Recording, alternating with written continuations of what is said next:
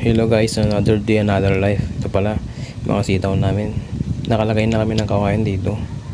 Ngayon maglalagay kami ng mga wire para may pagtatalian kami.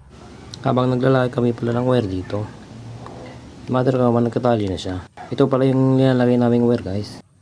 Medyo makulimlim na dito guys. Dadalawa pala yung nalagay naming wire. Ito makulimlim na dito guys. Alas 3 pa lang dito ng hapon, makulimlim na. Kaya parang ulan na. Kaya nga sabi ko, umulan na nga.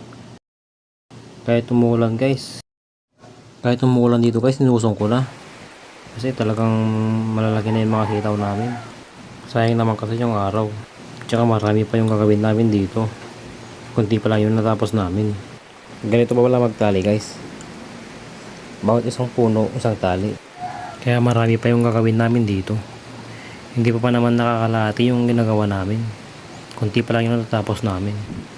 Sabi ko pala kay father ko dito, parang mababa yung ginawa namin. Sabi niya, ayos lang daw yan. Para pag nagkabunga sila, hindi masyadong mataas. Pag nagpitas ka, mababa lang. Ito guys, kumukulog-kulog na dito. Kaya, binibilisan ko na dito.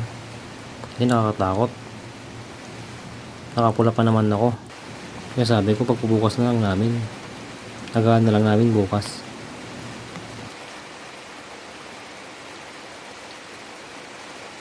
Dito kikidlat pala ng malakas dito. Nakikita nyo guys, lakas ng kidlat. Kaya sinabi ko bukas na lang, hanggang ko na lang bukas. Ngayon guys, oh, lakas ng kidlat, kumukulog.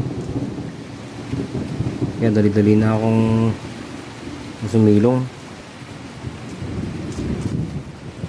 Ito pala yung mga natapos ko guys. Kunti lang yung nagawa ko dito kasi natatakot na ako sa kidlat. Ang lalakas pa naman. Ituloy ko na lang bukas. Kaya hanggang dito muna yung video natin. Salamat sa panonood.